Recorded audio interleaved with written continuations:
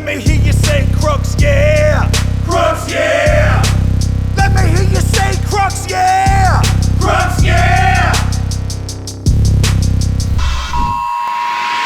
Crux, yeah podcast. Crux proper. Crux, yeah podcast back here with another week. Thank you so much for tuning in again, and been having a number of different special guests, and this week is no exception because very generously drove all the fucking way down here. We have Joey with us. What's going on, man? What's up, man? Good. Not very, I have to drive where I'm at. I have to drive an hour, like everywhere I go to do comedy or anything, Yeah. I think the closest is like Denton. That's 30 minutes, and there's not really much going on there right now. For some reason, I don't know why, man. Like when you were telling me where you lived, I just mentally I pictured you either in Fort Worth or Denton, and I created that in my own fucking head. I don't know why I did that. Well, I used to be in Denton. Did you? Okay. Yeah, I used to run a lot of the shows out there. Did a festival out there. Run a bunch of the mics. Then I moved back home in Flower Mound to move to New York. Yeah. And then COVID happened. Got a nice little DWI during COVID. So now I'm just fucking stuck in Flower Mound. Dude, so you answered my question, man, because when I was going to open this, I was thinking a little bit, not a ton, but a little bit about what we were going to talk about when I knew that you're going to be coming out here.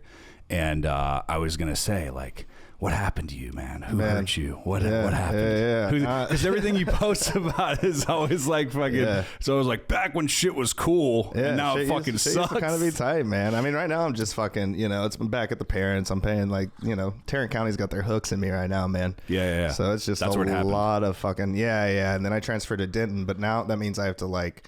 Still, like, I get drug tested in Denton, but I still have to check in with Tarrant County, which I just figured that out because they just hide it all in paperwork, man. Yeah. And so, like, as of yesterday, I figured out they're trying to revoke the license. Fuck. Because also hidden in that paperwork was other classes also supposed to be doing. I'm like, man, I've taken so many. It's just fucked, man. Like, shit. I also just like am overly transparent online and fuck around. It's kind of.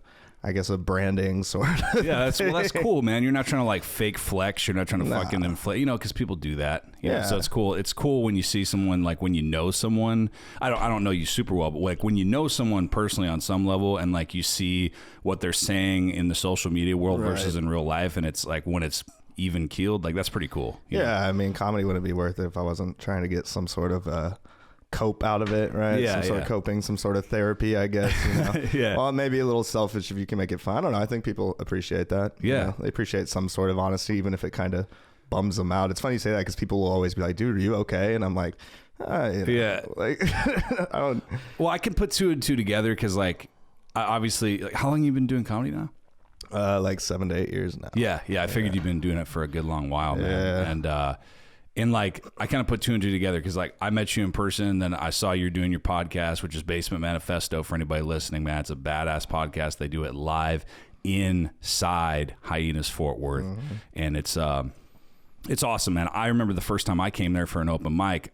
You guys were just setting up, starting to kick it off. I'm like, oh, that's cool. Yeah. They do a fucking podcast inside the comedy club when it's a comedy night going on, or when it's an event night going on, a show night. It's like, that's fucking cool, man. You got to tune in. What's the dude's name that you host it with again? Richie Flo. Okay, cool. Yeah, I don't know him as well, but he's always been always been really nice. And man, it's a badass show, badass podcast, man. Basement Manifesto. Anybody that's listening that hasn't already checked that one out, follow it, listen to it. I do. It's fucking awesome, and I'm really glad you guys are going back at it now that the technical difficulties taken care of. It's fun. We we've had a lot of failed projects. I think we've had about like 6 radio or like podcast shows. We had an online radio show in like the Denton Tourist Center until we basically got banned from that for shit. Yeah, I mean, that was weird. So like there's a place called Discover Denton on the Denton Square, and it's basically like a tourist center. Okay. But they have like a little radio station, and it's really for optics, so people walk in, they're like, oh, look at this. And it's a lot of like really bad local music shows, a lot of like, like people that do folk music talking about fucking, ukuleles and bullshit. So they contacted me. Talking about ukulele. Yeah, whatever the hell, unicycles and Denton shit. I don't know. But they contacted me about doing it. They had me and Richie on for, I don't know, it was like a year to a year and a half. We didn't so much get banned. I kind of quit doing it. But it was awkward, man. Like, I'd bring comics.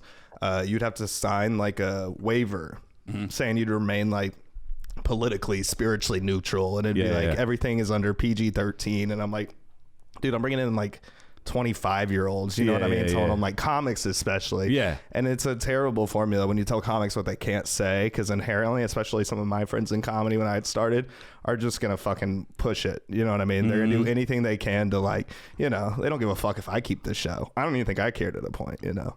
So we had a bunch of failed ones, and I think I like this one because it's like, you know, like what was cool about Denton Radio is it like that studio was cool, right? It felt kind of legit. But what's cool about Basement is like the inspiration's kind of there. You're in the comedy club, you know, because sometimes, I mean, we did some from our house like you're doing here, and sometimes it was hard for us to even get into it. You know what I mean? Because sometimes, I don't know, if you're just like, we were doing it like at my buddy's house above his parents' like room, you know what I mean? And it's just like, sometimes, I don't know, like I like that it's at the club, the inspiration's there. We can pull anyone we want that's already there. You know what I mean? And that was kind of, I guess, the idea behind that, you know? No, that's great, man. I love that, man, because it's just kind of like, it's like kind of like guerrilla warfare style invasion kind of thing. It's like not, you kind of have a format and you have an idea who's going to pop on, but that could always change. You can always add somebody, and it kind of depends on what's going on. It's very fucking cool, man. And when you guys start to get the video aspect of it going, like you were talking about before we got started, that's going to make it even better, because then the viewer will be able to see just how kind of improv it is. Yeah, you know for sure. We got to figure out the lighting, because it's in that weird black light situation. Corner. Yeah. And like we've like test around the film sometimes. We get a ring light, but dude, after the time like setting up and shit, by then I'm like just sweating balls, dude. I'm just so gross, you know. And then that ring light makes it feel so much worse. That is the downside, because it's not a controlled environment. There is a lot of background noise, and also you got a fixed amount of time. It's not like you're sitting there and you have like hours. And I mean, you got some time. Don't get me wrong. It's not like you have 30 minutes, but it is a set amount of time in a place that you don't necessarily control. Yeah, and like the setup makes it hard to do just an hour. So we overrun all the time. You know what I mean? And then towards the end, we're like, you know, panicking to get it done, to get all this shit put together, you know. And so it's a whole process, but I enjoy it, man. It's actually the one that like I have fun doing, you know what I mean? Because I don't know, sometimes it's just hard for me to get in the mode, I guess. Sure. Like, I'm a fan. I mean, I told you when I met you, I was like, dude, I already follow it, man, because I saw you guys set up. I was like, dude, what's this shit called? I'm gonna pay attention to this. But yeah, man. On the note, I knew you've been doing it a long time. I never asked you specifically how long you've been doing comedy stuff. But on that note, just like a couple people that I've talked to or guests that I've had that have been doing comedy for like years, I really appreciate, like, you've always been like really like nice and welcoming to me, and like, you know, being new, that's important. You know, I'm sure you remember that probably. I do, you know? I do. And people were not very nice or accommodating. Yeah. Like, so, like I was talking to Shiva, and he's like, dude, you're lucky, dude. Like, you're not, he's like, it could be so much shittier. Yeah, that's the most Shiva shit to say too. Like 100%. You know, you've known him a lot longer than I have. I love that dude. I mean, the short time I've known him, and he's another guy who's been like just really nice and like welcoming. I've had him as a guest, but it is cool, man. And I do really appreciate that, because I'm new to comedy, but I'm not new to like performing arts. You know, I've been in music for fucking a long fucking time. Yeah, dude. you did what? You did like metal and rap, right? Yeah. Now it's like, so what the project that I've gotten most successful with is We Are the Flesh. It's like basically like trap metal. We Are the what? We Are the Flesh. Okay. Yeah, like that's the name of the band. Yeah, thanks, man. That's the name of the band. That so me and kind of like you were talking about, like, you know, with your partner, like me and this dude. That's like been one of my best friends for years. Like, we've been in metalcore bands together. We've toured. We've done the whole fucking thing, living barely off nothing and touring in a fucking van and playing all over the fucking place. Right. And having a lot of fun, but barely scraping by. You know what I mean? For sure. It's all hard, memories. Man. And yeah, you know, I mean, we did that forever, like in multiple bands. You know what I mean? And we always basically found him. Like, found the bands. Like, he would always be like the lead guitar player. I played drums forever, man. I played drums from like the time I was like 11 years old up until I was like 23, 24. And at that point I switched, and I went from being a drummer in like tons of different bands, touring as a drummer, being the drummer, etc., writing music as a drummer, to switching to the vocals. So then I did like a couple different bands with this dude as the vocalist. Right. And then he went to go work for a record label. Have you ever heard of Dim Mak?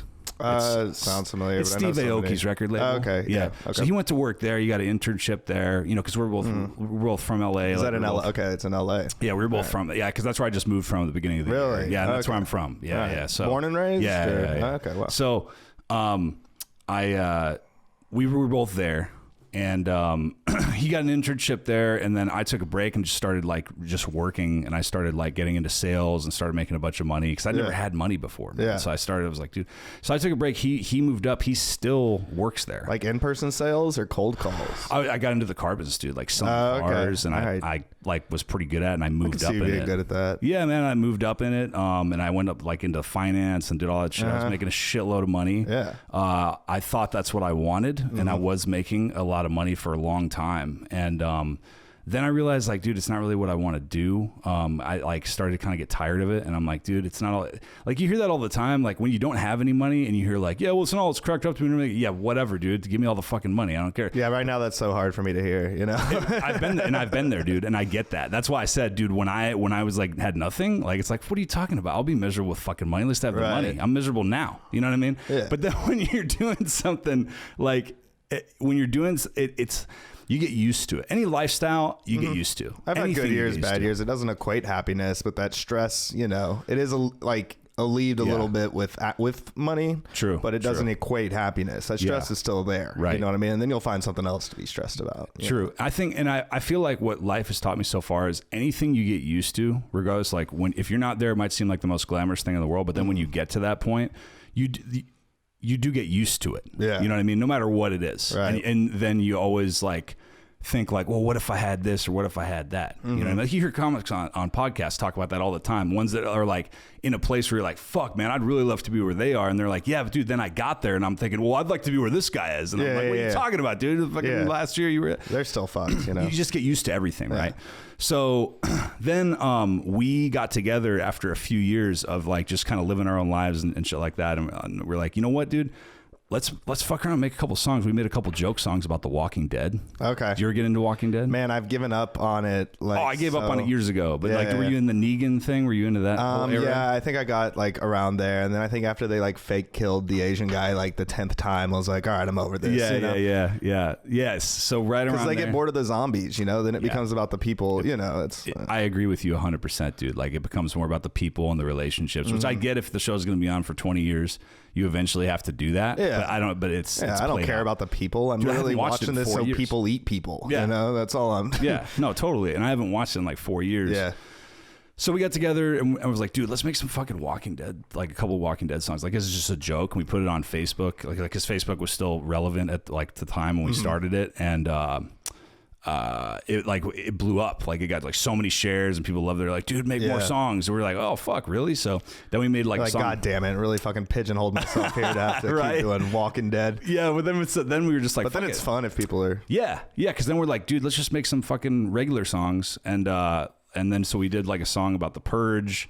And that started doing really well. And then we started like blending genres because like the whole like trap metal thing that's come about in the last couple of years, like maybe like 2, 3, 4 years. Like in the late 90s, early 2000s, it was like rap metal and like new metal. And like, so, you know, you had bands like with bass, drums, guitar, and then you had like maybe a DJ and some guy that would like rap over the band. Yeah. Now it's reversed. Now you make beats and it's like screaming over the beats. Right. Yeah, it's weird. It's like reverse. You took all the instruments. Never thought away. about that. That's so true though. It's the other direction. It's crazy. And I love it. I think it's like whatever. I feel like getting pigeonholed in anything, it can get old over time, but we really like it, and we kind of got into that like early. So yeah, man, like, you know, we got like over right now currently we got over like 70,000 monthly listeners on Spotify. The catalog has like 6 million plays, and we got like 3 songs in the millions. But it's cool, man. I make a little bit of money from it every month, and it's doable. You know, you have like kids. It's probably hard to have a drum set here and like practice drums when you can just like, you know, have a beat pad or whatever, you know, a MIDI controller or whatever, you know. Yeah.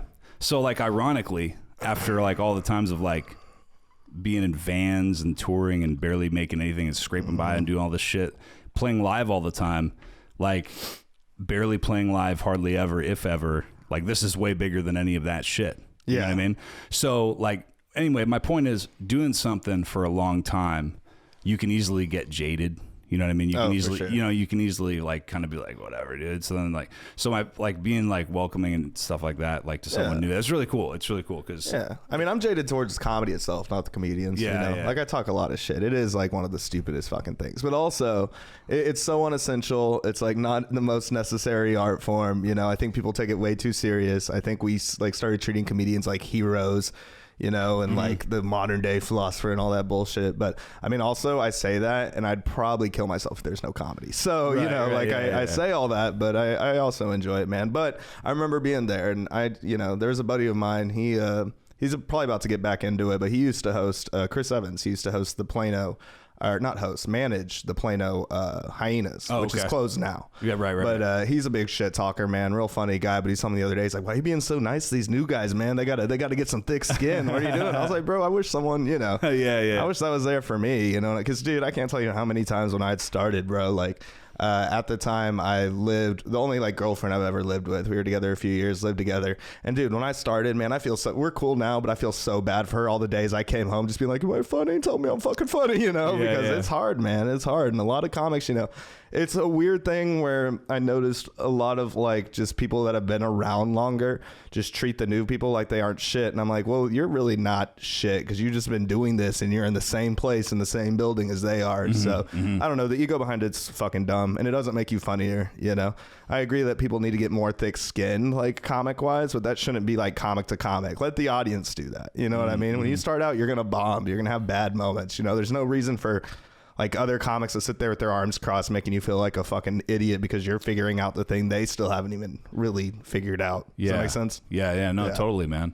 And like I've watched your set like when you've done like the Thursday like the pro show and stuff. So I've seen like at least a good portion, of what you have at least currently, you know what I mean? I'm like, dude, I can see the experience, I can see the chops, just like every time I watch someone more experienced, it's like, it's really cool because I think that stuff's important because you get to kind of see like, you learn a lot watching other people do stand up. I need to get better at I don't watch a lot of stand up anymore, except for what I see at open mics, you know what I mean? Like locally, but I can't remember the last time I really sat and watched a special. And, anytime I do watch a special now though, I like, I should be paying attention to these guys and girls that have been doing it for like 15, 20 years. But that's where the jaded comes in. You know what I mean? It's just like, I just take in so much stand up. I'm like, I would rather be doing anything than spend my free time watching stand up, but it does make you better. And you all kind of soak it in some way or another. You know what I mean? Yeah, for sure, man. I was going to say though, I do understand like where you're coming from with it. And that's the thing. It might not be the most serious thing. And you could go back and forth and debate like modern day philosopher, this or that, or what, like maybe not, but it takes a commitment, dude. Like it's a fucking lifestyle. Well, and it takes someone that's like been committed for 30 years to even get to that level. You know what I mean? I know people that are like 5 years in that consider themselves one of those modern. I'm like, dude, you just talked about like your dad's dick for like 10 minutes. You're not exactly Sophocles over here. Sophocles? I can't. Socrates. Whatever. Socrates. Sophocles? Yeah. Who was? I don't know. There's a couple different philosophers. They're idiots too. Yeah. Fuck these motherfuckers, dude. They're all dead. But yeah, man. It's the same as like I was talking to because like a guy I've been friends with for a long time just because like we're both in AA and we're both sober. I knew him is Alonzo Bowden, and he like did my podcast, and he's one last comic standing. Like, he's been doing comedy since fucking like 92. Right. And he's been pro since like his since the late 90s. Never met him. I know about him. Long fucking time. Right. Yeah. And he was talking. I was talking to him like it's really similar to like being sober because like I've been sober since 2004, and like when you have 2 years, like you think, man, like I'm the shit. I have 2 years. You know what I mean? I know everything. You know what I mean? You can't be like that's fucking 365 days in a row. Yeah, which twice. Is still wild. Yeah, it is wild. And when you're new, like just like being, that's what I'm saying. Like when you're a brand new open micer, like it's so funny going through this and seeing that with this lens because when you have 2 years in AA, you think you're fucking cool. And then you get 5 and you're like, God, I was such a fucking idiot at 2 years. I was a moron. You know what I mean? Right. And then you get 7 and you're like, God, I was a fucking moron. 5. So you keep fucking going and it takes time, dude. It takes you'll find time. New experiences that test you. You know what I mean? You find new things. Shit gets real. Just like, yeah, for sure. It gets real. What made? Damn, dude. I'm like lightly sober. I'm halfway sober, but that's because of the drug test. That might be all you need. I'm though. like I'm sober. I'm optically sober. Yeah. You know what I mean? I'm getting tested on the 6th. So for these next 7 days, I am very, very sober. Now, you know? Well, that might be all you need, because I get a lot of friends. I know a lot of people that obviously, like, I got friends who drink. I got friends who like do all kinds of shit, right?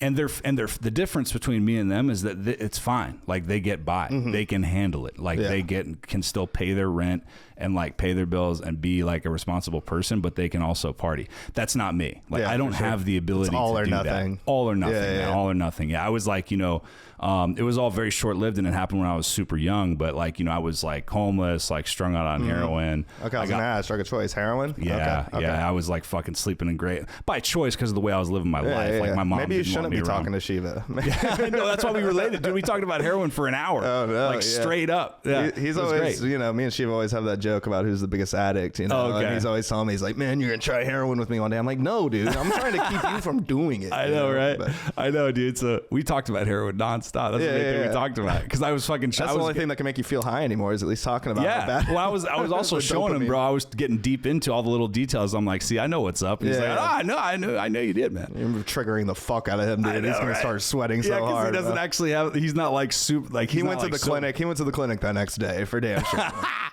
Yeah, dude. So. The whole thing, like, I was fucking sleeping outside of fucking Greyhound stations and laundromats, shooting up, hanging out with gutter punks and shit. But it was just like mainly by choice, just because of the lifestyle I was living. Like, I had a family at home, but they were like, dude, the way you're living, like, we don't have anything to do with you. Yeah.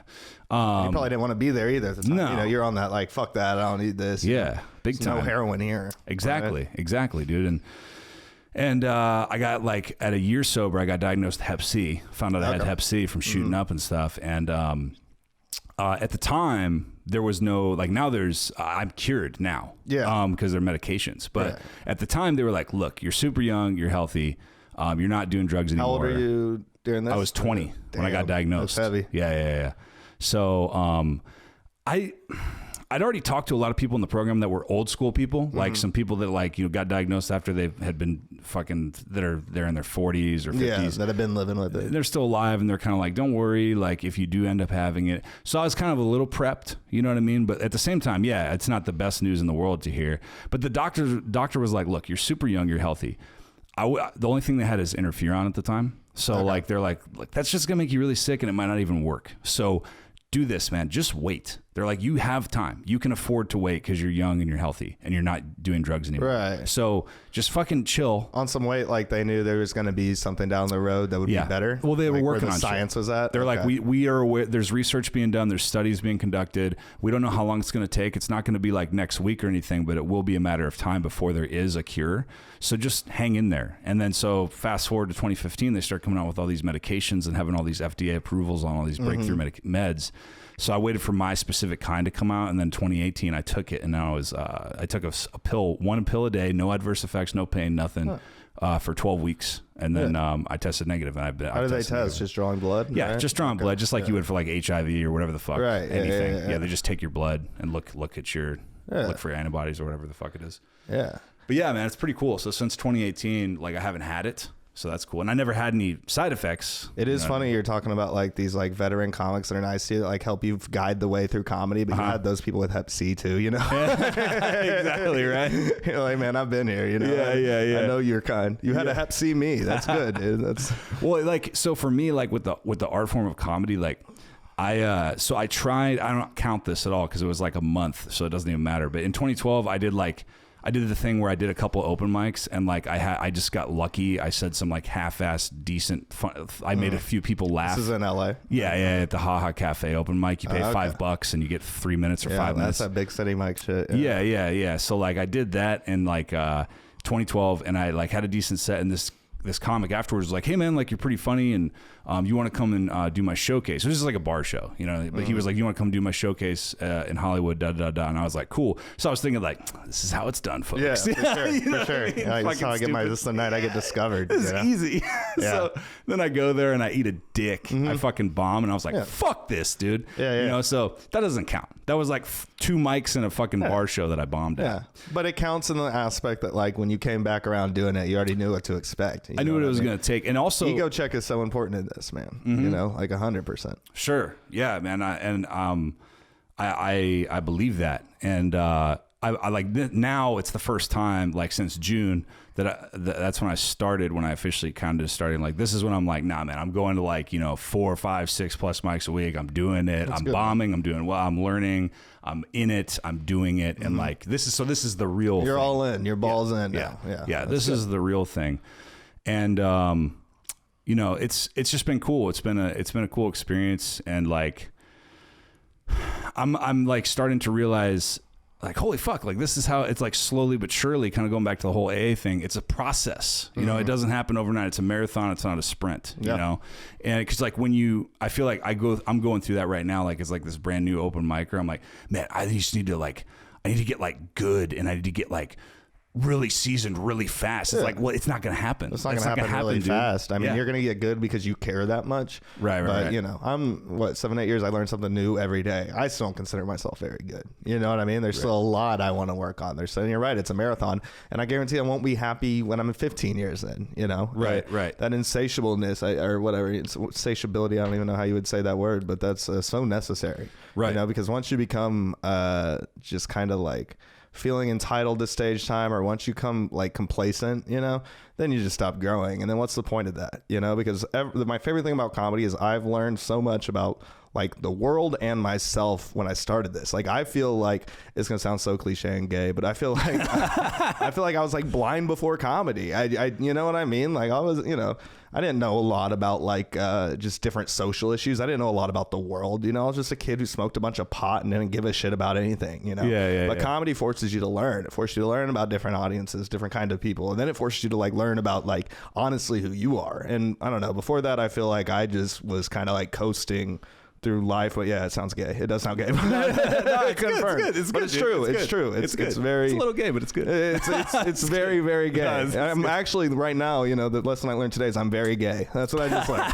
That's the new thing from today. Yeah. But no, I agree. Like, look, man, I feel like you learn from your experiences, and like obviously, I don't need to tell you that, but I feel like that affects like how you're going to perform, and it affects your whole fucking, presence. And like, look at Louis C.K. like, for example, dude, like he's he's probably my favorite. If I had to say who's personally my favorite or number one inspiration, I'd say Louis C.K. Yeah, King Louis. Yeah, of course, man. And you watch comedy wise, comedy. Oh yeah, of course. Yeah. comedy. But you watch like YouTube clips from when he was like 21, and it's like, dude, this guy sucks. That's like night and day. It's like, what the fuck? He does that minority joke, the minority joke, the one that you always see the clip about him talking about. It's something about like whatever race he's talking about takes up the majority of New York. He's like, and it's just him being like, what? That's not minority. It's very Seinfeld-esque, It's just like that's not minority. Yeah, it's the majority. Like, it's just bad. Yeah, it's my bad. thing. The one that I've seen him do a couple times, he did Conan, and he did like a set at some club. I've seen it's multiple YouTube clips of it. Is like the whole sign language one where he's like, this is sign language for I like to do this, and it was just like, what? That's like when he still had hair too. Yeah, he's young. He's a kid. You know what I'm saying? And like, it just shows you. So then, dude, go through your fucking 20s and then 30s, and then go through a divorce and like get with the kids and split the time up with the kid. Yeah. Go through all this life experience shit and like get fucked over and have things not work out the way you want it to, and then. Out of that comes that's also this. why comedy's so toxic. You know what I mean? I'm like, man, once he got fat and bald, he became hilarious. Maybe I should let my health go, And that's like such an awful way to think or approach it, but it's also fucking true. You know what I mean? It's like, man, you got to go through some shit in this for people to even care. You know what I mean? There's very few super happy-go-lucky comics that, or at least I don't really want to listen to. There are a few. There's some that are very good. I guess like you could say.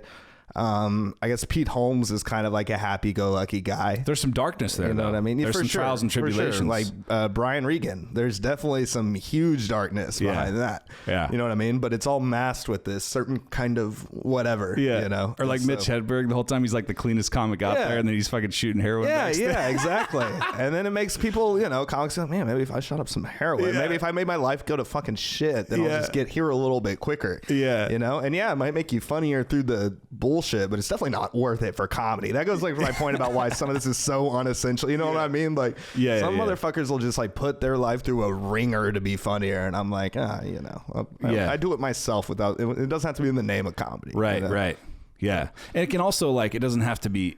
I feel like it doesn't have to be constant either. You just have, if you have some kind of life experience or you go through something and you have it under your belt, to be kind of like that harness, like in your mind that like kind of fuels all that shit. The longer you do this, bad shit is bound to happen. You're hanging out at open mics. You're hanging out with some of the worst and best people in the world. So bad shit's going to happen. Your life will have there's going to be spirals because of comedy. You know, you don't have to force them. You know? Well, and once again, the cool thing about that for me is that I have this long experience of years of being in AA, which is the same shit. You're around very toxic people. You're around very dark. Some of those are in the same place. You know, some unpredictable of those are the same people. Yeah, and it's very similar, dude. I was joking about this with Alonzo because he's been a comic for a very long time and he's been sober for a very long time. And I'm like, dude, it's like the same shit. Like, especially when you're new, you go here on Tuesdays, you go here on Wednesdays, you go here on Thursdays. Hey, Bob. Hey, Tom. Like, you know the same fucking people. Right. Some of them are pieces of shit. Some of them are good and doing what they're supposed to be doing. At the podium, you're like, I've heard him tell this before. I've heard him tell this and you're story. like, this fuck. And this after hack. you stay around for a while. Sober hack. Dude, yeah, it's no joke, bro. And my wife's sober too, so she can tell you, dude, like you stay around for years and you like see someone like speaking at a meeting or like leading one if it's a speaker meeting, and you're like, this motherfucker, I know this like this dude's cheating. I hate on when this this girl. guy's This guy's hosting. fucking just whatever. Like, I know all about it. Like, shut the fuck. You get jaded Getting like that bumped. same way. Yeah, getting bumped at AA. Getting bumped. Yeah, hey, you're up in 5 addicts. Yeah. You're like, God damn it. We're gonna make you the 10 minute. 10 minutes, dude. I got 10 years. What the fuck are you talking about? I'm gonna be the 40-minute motherfucker. Yeah. It's similar. Obviously, it's different, but there are a lot of similarities. Dude. Yeah, that's interesting. Yeah, and he was like, yeah, it is similar in that way. Have you ever like kind of ran bits at AA? Kind of so lightly? that's or you've gotten bits from I've got bits that I didn't even know were bits, like in the sense that I didn't think they were bits, like. But I've spoken for like 45 minutes, you know, at a meeting, at a speaker meeting before, you know, and I have set bits. I have an AA set. You've gotten laughs? You got laughs at AA? Big time, yeah, big time. Yeah, I got AA sets. It would only be funny there because everybody there is relating to it. Do they know you do comedy? No, because comedy is new. Right. So, but that's what Shiva was telling me. Because he's been to a lot of meetings, and he was like, or some, and he was like, dude, you have already had some practice doing shit. Like, you're going to have to come up with shit that's for like the general population, but you've already had a lot of practice speaking and doing that shit because you've already like come up with these like things related to sobriety. So yeah, man, I've got things that kill in AA. Right. Like at an AA meeting. And now you're doing comedy, which the people you're talking to are the least sober people in the world. You know what I mean? The 2-drink minimum crowd drinking swirly margaritas and fucking eating chicken tenders. You know? Yeah, dude. Well, what I really liked what you said, and this wasn't even something that you were saying to anybody in particular, you were just saying it, but remember the other night when that one girl at High Innis brought like a shitload of people and like, you know, she was fucking drunk off her ass and then everybody Kiki. left after she was done. Kiki. Yeah.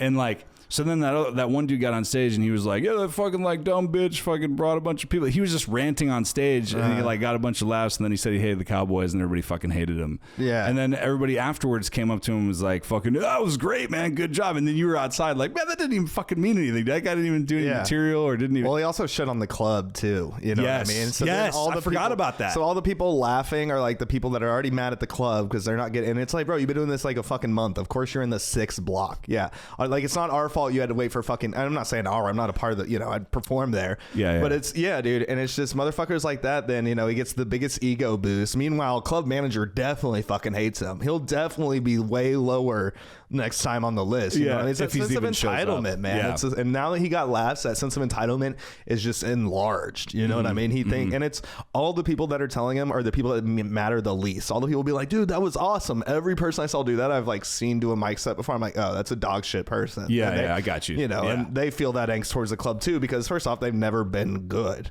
So, you know, I don't know, dude. Yeah, that was wild.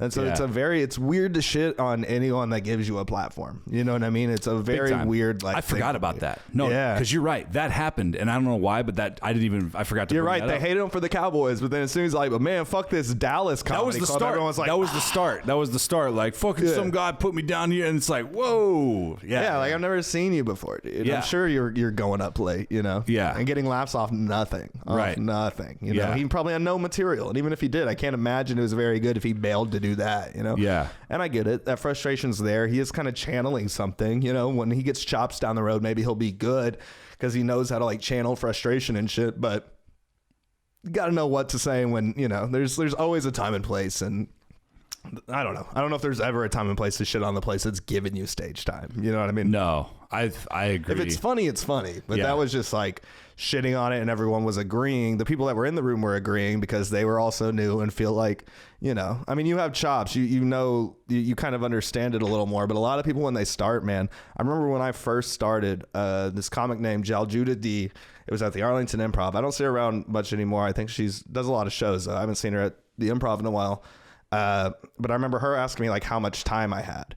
And then I remember Perio asking me how much time I had. And dude, every time when you start, you think you have more time than you do. You know, I remember being like, oh, I got like all this. And everyone, you know, they'll be like, nah, you probably got like maybe 5 minutes. And in your head, you're just like, well, fuck that. This motherfucker doesn't know. Right. You know, they don't know how I am the prodigal son of Khan. And then, you know, the longer you do this, you're like, man, I wasn't shit, you know? And then now I just know I'm not shit, you know? Like, yeah, I know I'm funny now. You know what I mean? But I still, of course, man. You just like learn along the way that you're like, man, so much of this like matters so little right now because you're just learning. You know what I mean? Like, Big time. And you don't matter. Like, I mean, and by you, I mean me. You know what I mean? That's the ego check is the most necessary thing doing this. You know what I mean? As soon as you realize that they're like also a 200, 300 other people in the same spot, you know, you realize how like minuscule you and your act is, you know, and then that's actually what's going to make you funnier is that mindset. You know, it's kind of like the, you know, the old cliche of like how insignificant we are as people, you know, like, oh, the earth could be a speck of dust on a turtle, you know,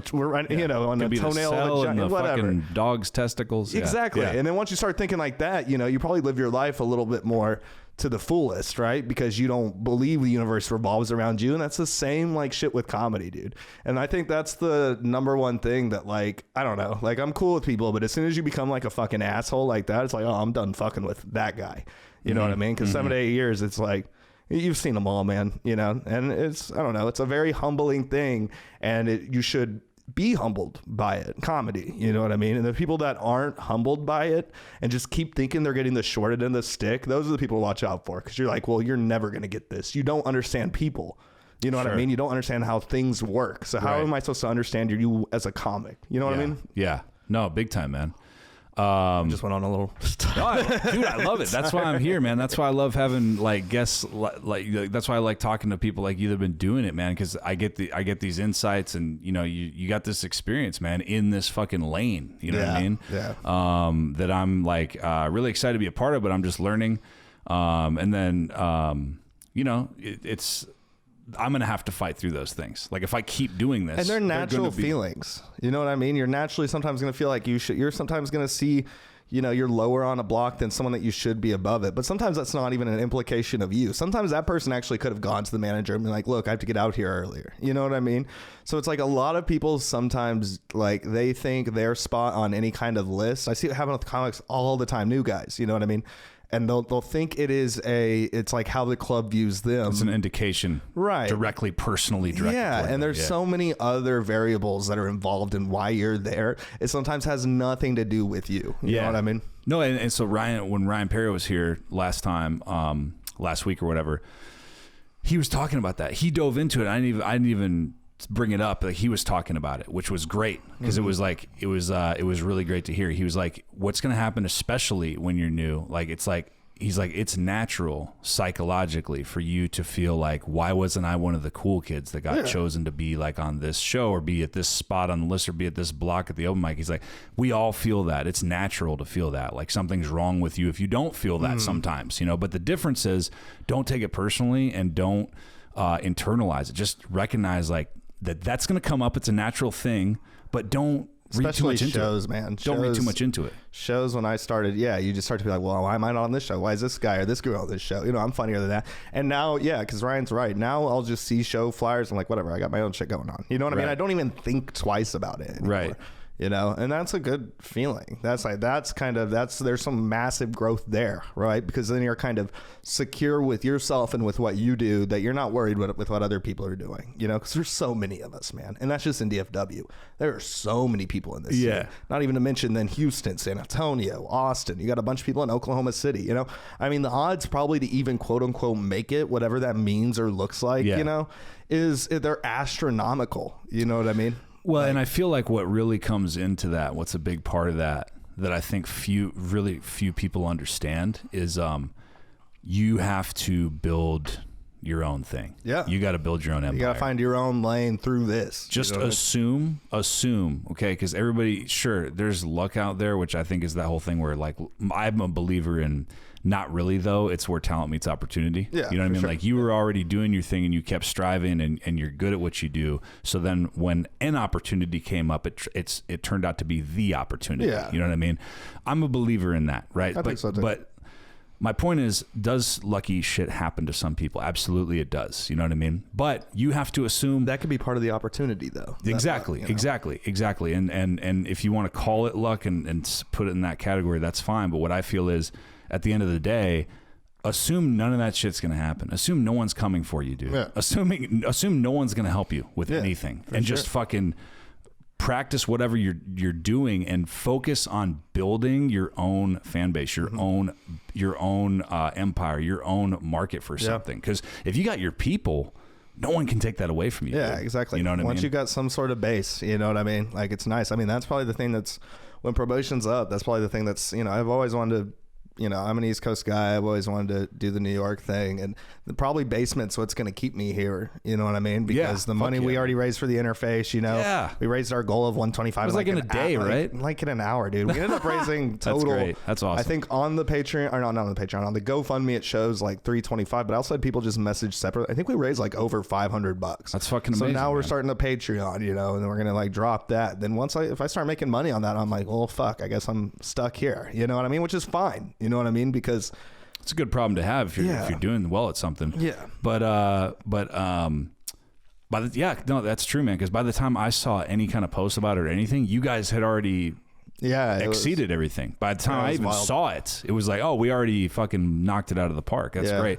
But that's another thing for me personally. I feel like in this day and age, like podcasts, everything that everybody talks about that's like really big and really famous and stuff, they've kind of proven the point where if you have those people and you build your, I don't know, build a brand sounds cheesy, but if you've built your own. No, but it's a thing. It is a thing. 100%. It is real. I don't like to say it, but it's real. You know what I mean? And it feels so dirty saying it. It feels dirty saying it. Yeah. But like at the same time. Meanwhile, you're in front of a neon sign. I'm in front of a fucking neon Crux, sign about my fucking you're like, God, it's so gross to brand. Oh, my fucking brand with this neon sign burning a hole on the fifth lowest dim setting, Like, bro, we could crank this thing up, dude. Let's go to 100, bro. It goes even brighter.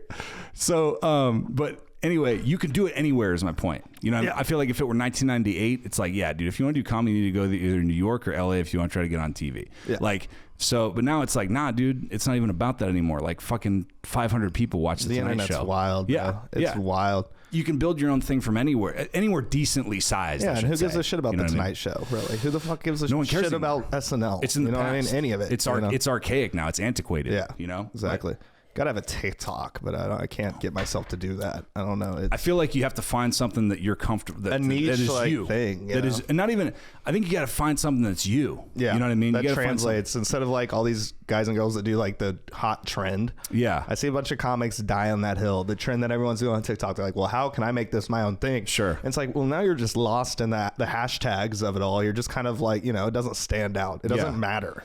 I feel like now more than ever, now that all that shit is way more fluid than it was before. Like when it was just like pictures and posts. Now it's like everybody's got a smartphone. It's all video. The bandwidth is there. Everything's all in real time. It's very fluid. And the videos look great. Yeah. And I think you just like with stand-up, obviously I don't have to tell you this, but like the more honest you are, like the more people believe you and the better you usually do, because people feel that what you're saying is real. And the more honest you are on the internet, the more people check up on you, giving me. Yeah, exactly. Every time someone sees me at first, like, dude, you good? I'm like, I'm good because I posted about it, you know? If I held it in, I'd be fucking dog shit. Man. Yeah, of course. But I feel like at the same time, you got to do something that's real to you too. Like certain amount of people can follow a trend, sure. You know what I mean? But if you want to do something that's like, that you build something around, I feel like you got to do something where it's just like, hey man, like this is where I came from. I thought it was a cool idea, so I did it. And I think people pick up on that. Well, consumers are a lot smarter than they used to be, you know? Yeah. So now it's just like people, that whole, what's the old saying? Fake it till you make it. That doesn't work anymore. Because, you know, then people can just tell. It shows in your work, man. It shows if it's not true to you or honest to you. Yeah. You know what I mean? Yeah, true. So then at that point, like, what's the point of doing it for yourself? If it's soul sucking for you, it's probably kind of sad for everyone else. And they can kind of see it if they're familiar with you or your work. You know what I'm saying? Yeah.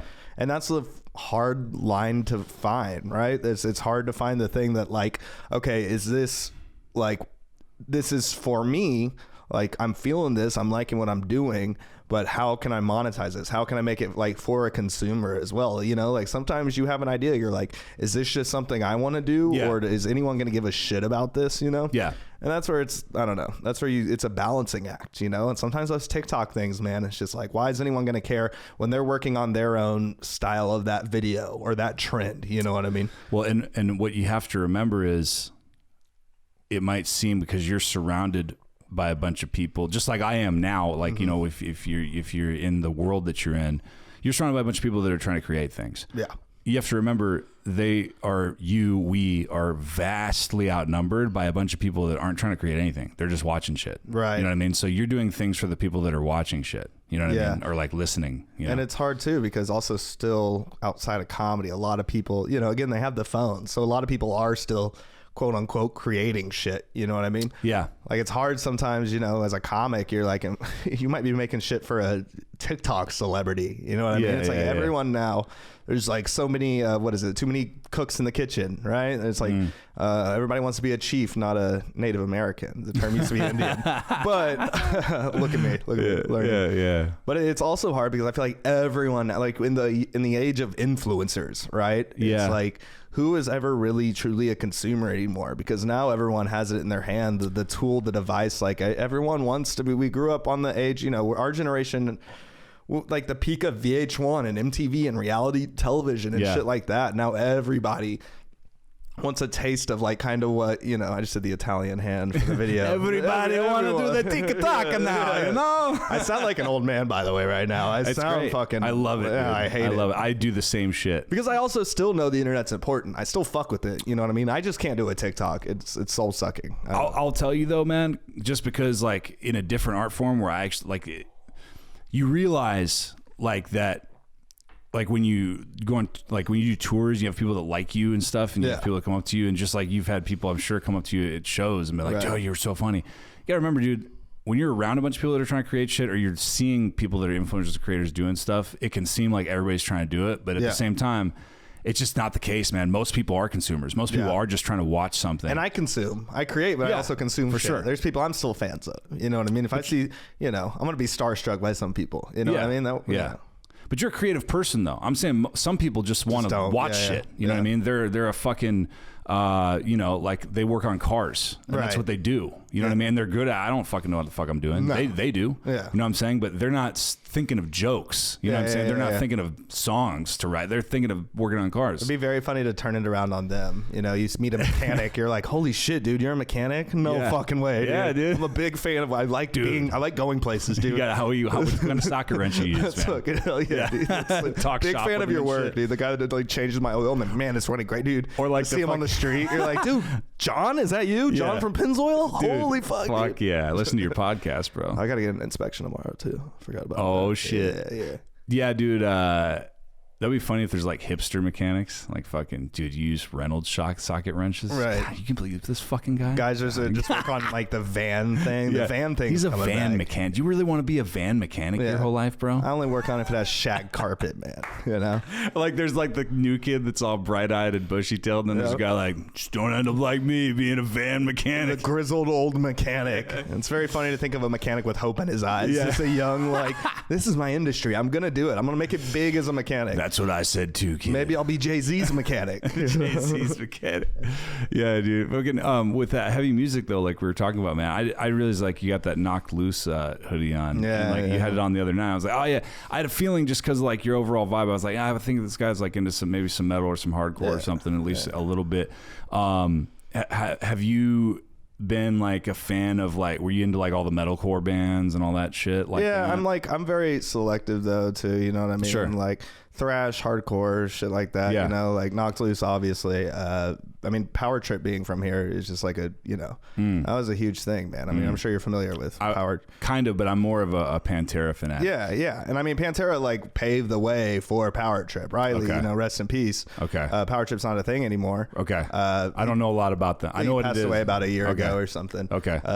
But I mean, yeah, dude, you know, I grew up like in high school too. I had a lot of friends that were super into the thrash thing, you know, Exodus, like Cannibal Corpse, old school Bolt shit. Thrower, shit The like OG, that. You know, Gore Guts, dude. I fuck with Gore Guts super hard. Yeah. You know? So a lot of the OG like thrash and death metal. Yeah. And then, you know, like some of the modern shit too, you know, Knocked Loose. I like Spite a lot, you know. It's just yeah, dude. Yeah. They're a fun ass show, man. Yeah. But I haven't been to a show since like COVID came, you know, since it's done, quote unquote done. Yeah. So do you know who Attila is? Yes. Okay. Yeah. So funny little story for you. So with this same group that we have, so Franz has a record label that actually Spite is, or he had a record label that Spite, I don't know what it is, but they were on, called Stay Sick Recordings. That was the one they got signed to. That was the label that they put albums out on. So in so we've been doing the thing since 2017. So at the very end of 2018, 2019, got in touch with Franz through a couple connections I had. He heard a couple of our songs that we had out, and then he was like, dude, this shit is sick. Like, I fuck with all the trap metal stuff. We were emailing back and forth. He's like, we should do a song together. And then I was like, cool, like you should release it on your label. Maybe we'll work something out. And then he was like, cool, yeah, let's do it. Let's work something out. You know? So then we did a song together where we passed files back and forth. He put down a verse, and it's still in our top 5. Nice. So we got signed. We signed a contract for Stay Sick Recordings via his manager. His name is Mike Milford. He's like managed, I don't know about now, but he used to manage like Chelsea Grin and fucking Attila, obviously, because he's Franz's manager. Fucking moron. This guy's a complete fucking moron. Most of those guys I feel like are. This guy, like, dude. Anytime, like signing scares the shit out of me, dude. So we did this contract. Unfortunately, my buddy had some experiences with him because that's part of what he did. You didn't have like anyone look it over, like a legal lawyer? Okay. We did. And also he's got a lot of experience because he's been working at Steve Aoki's label. So he deals with a lot of contracts. Steve Aoki look at it. That would be fucking crazy, dude. That dude makes like $20 million a year. Yeah. So like the fact that this guy has like 70 employees that just run his life, like personal life. Like that guy's crazy, man. It's on another level. But anyway, so he had a lot of experience with that stuff. So we looked it over and we went back and forth, did some alterations. But anyway, so we put the song out. That's like, do you know what an option is? No. So it's not rocket science or anything. Just what they do is they do like song options, or you can do album options. Okay. So ours was like a song and then album option. So we did an option where you put the song out, they see how it does, and then the whole idea is like we put this song out and we give you a budget with like this much marketing, this much promotion, this much that we're going to give you in advance, right? And then we're going to constantly keep this. We own it forever. It's kind of the Richter scale on what they do with you, and then going forward. Based on those results, we see if we're going to do another one. Right. You know what I mean? Yeah. And then if they do, then the budget increases, the time increases, the allotment increases, everything goes up, right? Yeah. If everything does well, everything goes up. You get more money, you get more things. So we did like a 3-level option deal basically, right? And it started with a couple singles. So this first single that we put out was the single with us, the song that we did together, right? And we put it out, and it did really well. Like it was doing really well on Spotify. It was getting a lot of streams, etc. Right. They made the announcement on their social pages and stuff like, hey, we just put this new song out with this group. Anyway, So then it came time. What we were supposed to do is we were supposed to get we had $5,000 budget for a music video. Yeah. And then so we were like, hey, when do you want to put out the next single? Because we already had all this shit recorded already. So they were like, do you want to put the single out? When are we emailed them like, when do you want to put the next single out? Do you want to wait a month? We're going to do 2 months. What do you want to do? And they were like, honestly, we're going to put the next single out, but based on that, we might have to like, well, that'll be just the last option. And we were like, okay, no problem. That's fine. We didn't care. We were like, that's cool. What that's does that fine. mean? That would be the last, like. That means that let's put out one more single, and then based on how that does, what's going to happen. Yeah, okay. then which is cool. That's fine because it was just singles. It was already doing good. The others. Yeah. So then we were like, no problem, man. It's up to you if you want to do the next song or not. But what do you want to do about the $5,000 so we can do the music video? Because either way, that's owed to us in the contract. Even if we do one song, that was contractually owed to us, right? Right. So then they were like, oh well. I don't think we're going to be doing that. And we're like, that's funny. Well, see, you can't say that. What's up? Yeah, you can't say that because it doesn't even matter if you want to or not because you have to. Yeah. so then we go back. This is all an email. You know what I mean? And then they were like, and then the manager was like, okay, honestly, what we'll do instead, just because we don't have that kind of budget, we'll just go ahead and give you the rights to the song that you did with Franz back. You can collect 100% of the royalties. We'll put it back in your name. You can keep the song count on Spotify and everything, or the play count on Spotify. And then we're like, no. Yeah. So you owe us $5,000. Yeah. So for sure. cash, check, or card, how's that going to be? Yeah. How's that going to be distributed? We don't give a shit about that, you know? And then they were like, sorry, man, we don't want to do that. We just don't have the budget for it. So then we loop in Franz on the email and we're like, hey, dude, because he was on tour at the time with, it was 2019. So it was pre-COVID. It was, he was on tour with, I think it was the Amity Affliction, maybe. Okay. It was like a summer tour. Yeah. Whatever. So he's like, hey guys, so it took him like a day to respond. I'm on tour, but I have to side with Mike. Surprise, surprise. I have to side with my own manager of my record label. That's paying for my tour right now. Yeah. So like, and then we're like, all right. So tight. Yeah. So we're like, hey man, so we fucking put a demand letter together. We were like, yo, you need to fucking pay us or we're going to sue you. You know? And then he was like, and then the manager, he was like, why are you guys, he sent us like this freak out email. He responded like right away. It's like gaslighting the fuck out of you guys. He was like, why are you taking it to this level? There's not even a need to. I'll send you all the files back. You can keep the song, collect 100% of the royalties. You'll make way more than $5,000 over time, which is technically true, but fuck that. But right now, at this point in time, it's the principle, motherfucker. Yeah, for sure. We signed up for this. You owe us money. Yeah. You know what I mean? I don't care if you do one song with us. I don't care if you hate us. Give us $5,000. Yeah. You know what I mean? Don't get me all hyped up on it. It's not even, it's again, principle. It's not even about the money. Big time, dude. Big time. So, they go back and forth, and then we were like, okay, so how about this? We're going to put another song out. We tried to work some kind of alternative deal out with them to be like, okay, look, Franz has a shitload of followers. He's got a big following on social media. We're going to put another song out. We want him to like post about it across all platforms, Facebook, Twitter, Instagram. He did like one post, and we're like, maybe that'll solve our problem if you give us all the rights back to the song, etc. He did like a half-assed job of it, and he totally went back on what he was going to do. Yeah, didn't give a fuck, and we're like, nah, fuck that, dude. It's time to, it's go time. So I've fucking filed small claims court in Santa Monica. His manager lives in Florida, so it was kind of tough. So. Oh, such a bitch. Oh yeah. So, but we still fucking did it, dude. I paid a process server. We served him. He had to appear in court. It didn't cost more than $5,000 to sue him. Nah, that's cheap, dude. Taking someone to small claims court, really? because anything under $10,000 is small claims. Okay. So we sued him for $5,000. So that's still small claims money. And you file. Plus, if you win, you get all those reimbursed. More than you get all your court costs reimbursed to you. And it's only a couple $100 total between the process service and the filing fee at the court. It ain't shit. It ain't shit. Definitely. So we took him to court. He didn't show up. We showed the judge the contract. It was open and shut. She's like, oh yeah, you guys won't, obviously this is yours. Just now the name of the game is actually getting it from him. So I did a bunch of research, dude, and I found out, I talked to a couple lawyers that I knew through a couple friends. And basically what there is, like, there's a vacation of foreign judgment. So if you get a judgment from somebody like in California in our case, but they live in Florida, you can work through the Florida court system to get that judgment transferred to that state. So then it's active in that state and that person owes that money, and you can actually go through the motions there.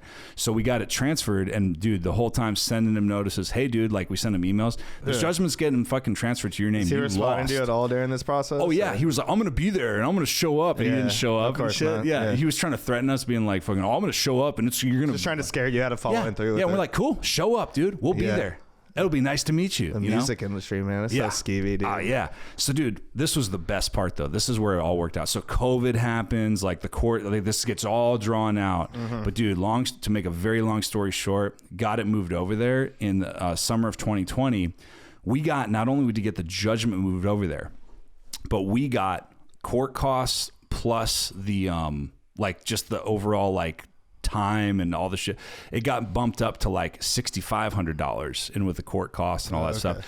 We got Bank of America, because I paid a couple $100 to this like forensic accounting firm to find out like where they can't tell you the account information, like, but they can tell you where the account is housed, like what financial institution the account is in, and what the they don't tell you the account number, but they tell you how much money is in there, and they tell you where it is. Right. So we found the Bank of America account. We legally got Bank of America to freeze Stay Sick Recordings bank account. That's awesome. And legally take the money out of their account. That's wild. And Bank of America issued a cashier's check for the full court cost, the whole shebang amount of money to us. Got sent to me, dude.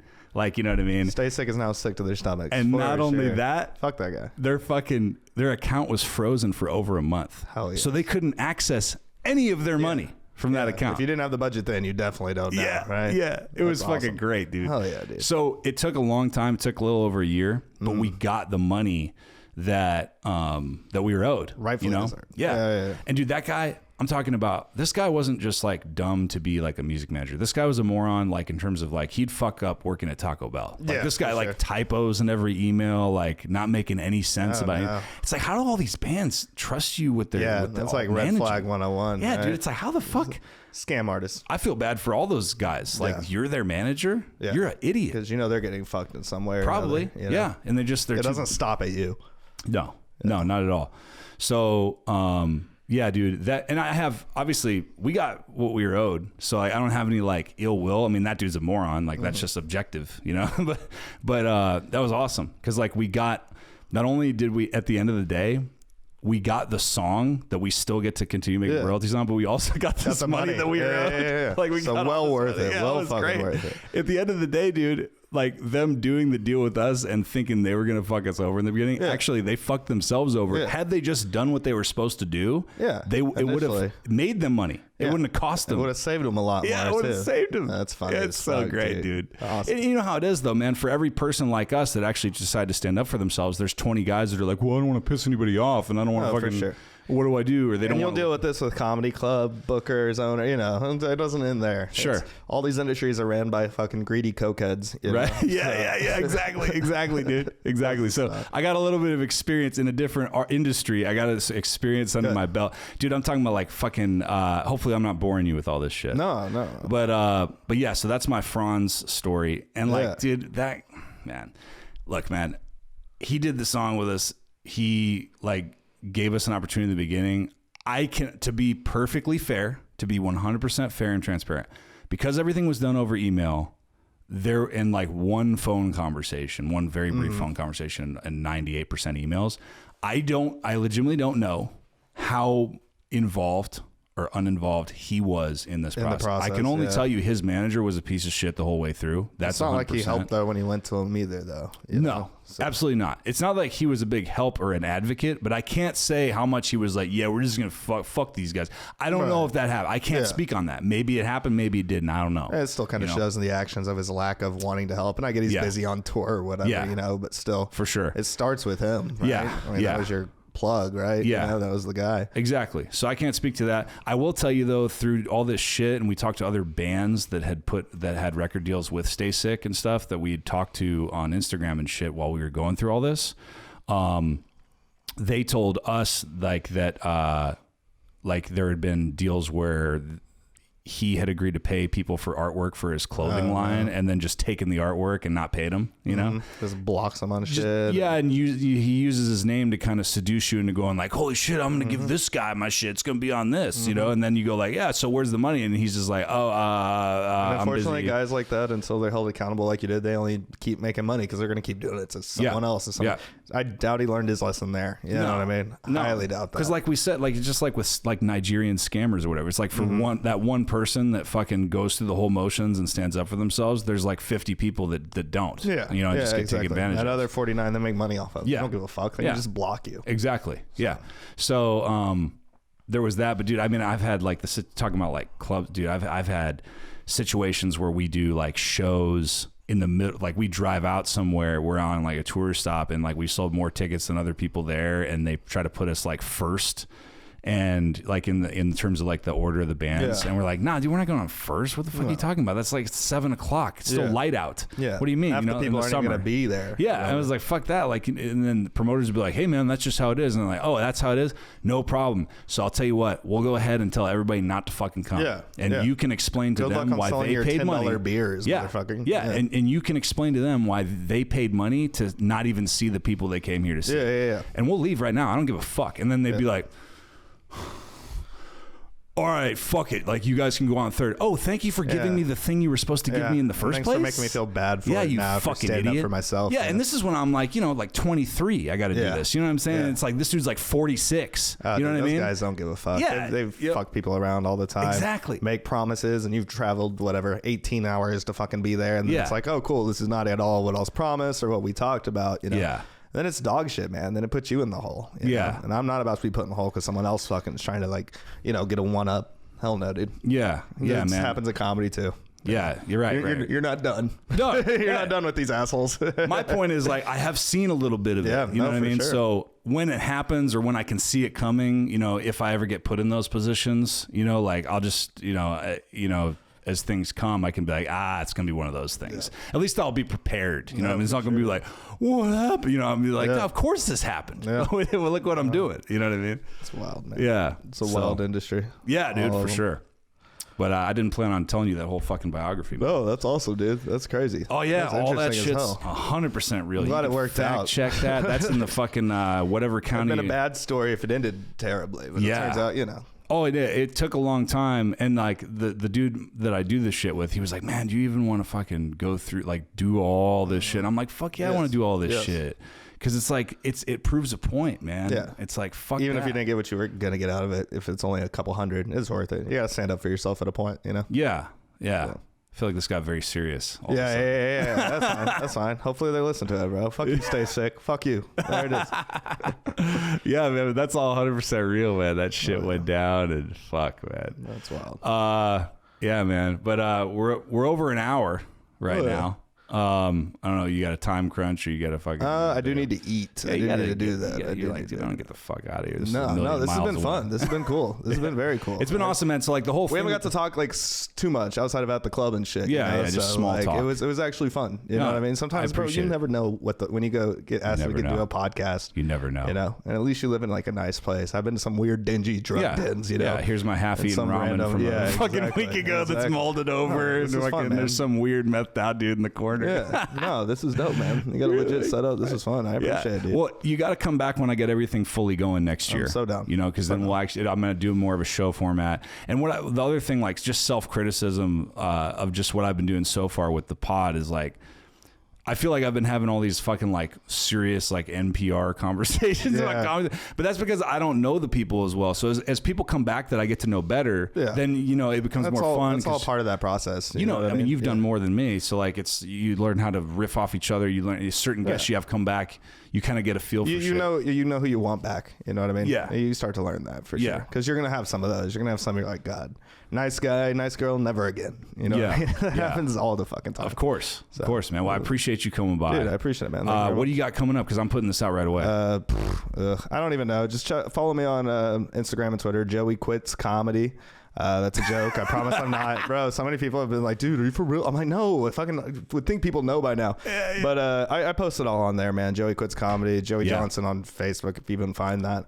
And then follow Basement Manifesto, spelled how it is on Instagram. Yeah, man. Check it out on all other, not to plug a podcast on another podcast. No, but, do it. Please do that. Yeah, it's on all the shit. We'll be on YouTube soon. So it's a great podcast, man. And if you're listening to this years from now, I'm going to have the links in the description. So if you do want to check that out and you're just now fucking hearing about it, you'll be able to go in there and check Joey out and all his shit that he has going on and anything that he has going on at that point that he didn't have going on today. Years from now, hopefully I'm off probation. Hopefully the breathalyzer's out of the car. You know, I can stop optically being sober. But no, man, I appreciate it. Hell yeah, dude. I appreciate it, man. So everybody that's been listening, I appreciate you tuning in every week. Keep helping me build Crux Nation. Crux, yeah, motherfuckers.